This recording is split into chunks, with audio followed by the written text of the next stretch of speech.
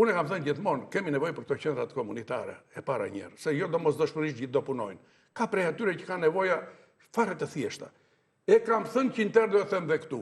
Unë kam edhur idenë në librin tim, mosha e tretë, krijimin e universiteteve të moshës tretë. Çfarë janë këto universitetet e moshës tretë?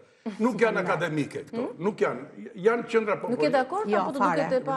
Ja ta sqaroj unë, Edhe ta sqaroj dhe unë shumë mirë këtë pjesë. Ja ta mbaroj. Se janë për një grup të flitet për komunitet.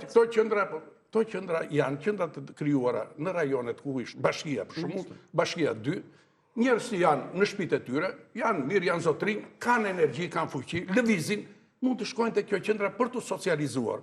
Aty shkon psikologu bën një temë, shkon mjeku ju flet për sëmundjet, shkon sociologu ju flet për problemet e shoqërisë, lexojnë gazetën, këmbejnë në një lojë dominoa çfarë bëjnë atje. Domethënë është një element që ata akoma ndihen që nxën, mësojnë nga këto fusha të ndryshme në përputhje me moshën e tyre. Kjo nuk kërkon një investim të madh. Por kjo nuk ka asnjë ndryshim diferent nga këto qendra komunitare. Jo, po Universiteti Moshës tretë nuk është që të luash, atje shkojnë personalitete që bëjnë tema të ndryshme, po këto të nivelet e larta. Po unë kam bërë projektin e qendrës ditore. Jo diplomim, lidhet me nuk marrin diploma. Po e ke në vizionin 2025-2030 e ke. Sipas profesionit mund të shkollohen ai që do të shkollohet. Unë më për njerëz zakonshëm të dagjes. Jo, nuk është për shkollim. Po më këto qendra ekzistojnë. Jo, nuk ekzistojnë. Bile, unë po them, nuk gjën asnjë në Shqipëri s'kam dëgjuar deri tani.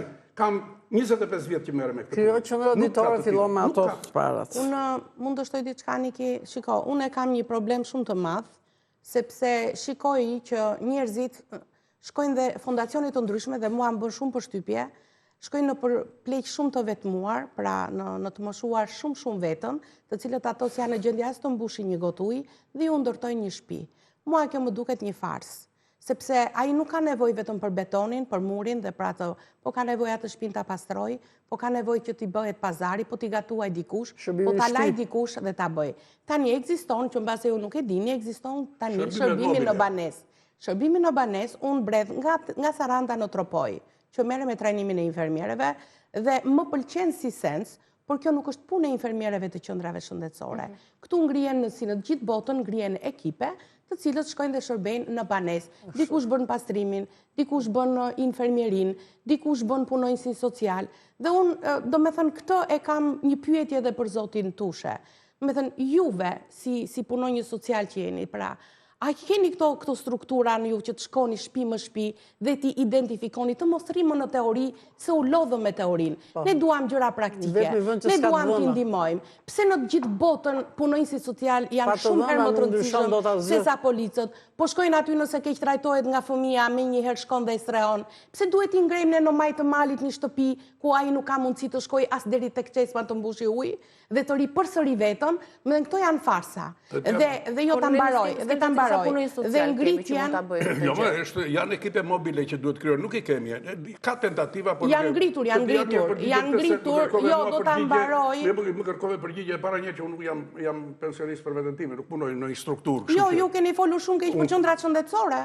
I keni thënë janë jashtë standardeve në një emision. Për cilat qendra? Për këto qendrat e të moshuarve. Për kundrazi. Jo.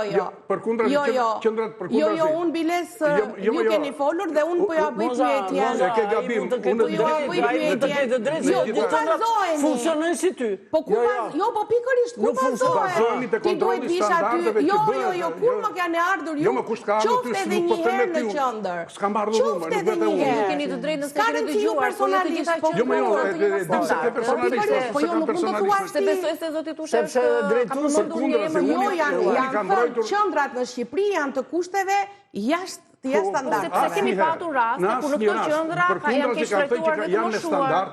Janë të licencuara, ju ke gabim. Do e kesh ngaruar. Në çdo fushë ke njerëz që punojnë dhe njerëz që janë parazit. Ta mbaroj këtë pjesën. Unë jam shumë e çuditur sepse unë jam personel shëndetësor. Kam punuar 35 vjet në QSUT. Mbas 35 vjetëve kam 5 vjet që po merrem me të moshuarit. Kemi pas 200 punonjës social në QSUT. Dhe nuk e kam ndier kur dorën e atyre, sepse i smuri po ta them, nuk ka nevojë vetëm për pjatën, nuk ka nevojë vetëm për injeksionin, vetëm për ilaçe. Si e masim ne vetmin e këtyre? Duke i matur tensionin? Nuk ka matës. Këtë duhet ta bëj punonjësit social. Duhet të shkojnë der më der, Niki, siç e bën gjithë bota. Ti identifikojnë në çfarë faze janë. Jo vetëm të moshës, nga kjo deri në këto janë teori të vjetra. Ai duhet ta identifikojë nga ana fizike, nga ana psikologjike, nga ana sociale. Dhe pastaj un kam një formular që më ha 1 orë gjysmë kohë për ta plotësuar atë formularin, që duhet më vi i gatshëm nga bashkitë nga këto, edhe që unë duhet ta bëj vetë me familjarin të cilët të gjithë nuk janë në gjendje ta thonë. Jo, unë e bëj në vlerësimin e nevojave bëj çdo muaj. Shumë mirë. Por ju duhet ma sillni të gatshëm në çfarë gjendje është ai. Po punonjësi social i komunitetit. Ka ministria pra, ka ministria ime del çdo lagje ka punonjës social, zoti Dushe, nuk e kam me ju personalisht. Unë e kam me punonjësit social. Me punonjësit social që keni mbetur akoma vetëm në teori, dhe nuk po bëni absolutisht asgjë praktike. Ata të moshuar kanë nevojë të identifikohen, të ndihmohen. Për të ngritur zërin për këtë shtresë, për këtë kategori.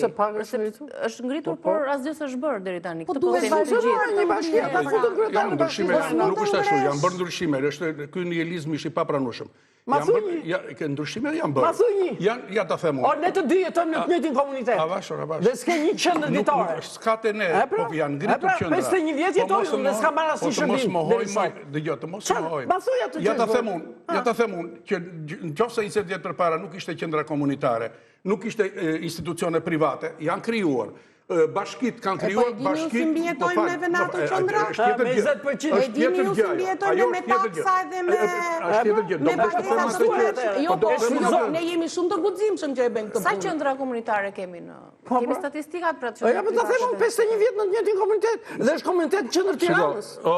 Edhe s'ka marrë asnjë si e peri nga bashkia. Rezidencialisht rreth 500 të moshuar në qendrat publike dhe private. Nuk kemi kujdestare të punojmë. Dhe po ngrihet universiteti i të moshuarve, që nëse ty të ka ngelur merak se ke bërë shkollën, në rini ta bësh në stadion. Jo, ajo ideja universitatit. Jo, është Niki se isha në ministri. E dëgjova në ministri dhe bëra goxha debat. Si mund të ndërtosh ti një universitet me këto struktura, kur ti s'ke një shkollë për kujdestare? Të kesh një shkollë për kujdestare, pse duhet i trajnojë? Shoqëria ndryshon. Do të thënë, nuk e di. Qa është marrë, deri në ato moshë është marrë. Problemi është e për kujdese dhe të urat e një tjera. punonjës social të shikoj çfarë bëhet aty. Aty është kthyer në një spital, sepse vinë të smurët më rënd, të cilët kanë një kosto të jashtëzakonshme. Dhe këto kosto nuk duhet të kemi një ndihmë. Këto shërbimet sociosanitare që janë edhe sociale dhe mjekësore janë gjithmonë që kanë vështirësi, sepse ka të moshuar që vetë veprojnë. I moshuari që vetë veprojnë ka më pak ngarkesa. E para, e dyta, një gjë është çështje, një gjë. Kjo është e vërtetë që ne kemi nevojë që në këto qendra të moshuarve të kemi këto që quhen ekipet multidisiplinare. Domethënë, jo vetëm për pjatën e gjellës dhe për shërbimin larjen e rrobave apo ofrimin e shërbimeve të tjera fizike.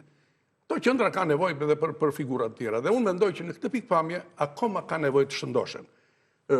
Ka përmirësime, pa diskutim. Në qendrat paktën këto publike është i pranishëm, është psikologu, mund të jetë punojësi social, ka. Janë në qendrat e tyre, por çështja është efektivitetit të tyre. E para, e dyta, sasia midis klientëve, po i quaj me këtë term, përfituesve, po me që është term më i butë. Dhe atyre që ofrojnë shërbime është një problem. Kështu që unë mendoj në këto momente nevoja për të strukturuar ekipet multidisiplinare me standard, jo si pas shefit se cili, sepse të garantoj që diku ka mësus, vetë mësus atë ka... Kusht i bëj? I bën shteti, duhet i bëj shteti. Ka bërë strategji, pse se ke aprovuar strategji, pse se ke implementuar? Jo, se i hedhim disa ide. Kam bërë një të parën, kam bërë të dytën, tash po bëjnë të tretën, a kanë implementuar gjë nga e para që s'shkoj shkej treta? Se kam parë, nuk e di. E pra çfarë bëjnë 200 punonjës social në QSUT, çfarë bëjnë? Çfarë bëjnë? Për QSUT nuk them do të them që kam qenë aty. Kanë 30 vjet aty, nuk kanë një ditë për punonjësi sociale, duhet jenë në terren, lëreni teorit më. Nuk janë më punonjësi social vetëm të shkruajnë letra. Duhet bëhet reforma e të Nuk është i moshuari vetëm të shënosh ti pretensioni. Në terren. E pra atje për mua janë inexistent nëse ata nuk janë në terren. Siç e ka gjithë bota. Siç e ka gjithë bota. Do vinte punonjësi social një herë kudo dhe merrej e paske murin me myk, prandaj dhe azma është shumë evidente tek ty.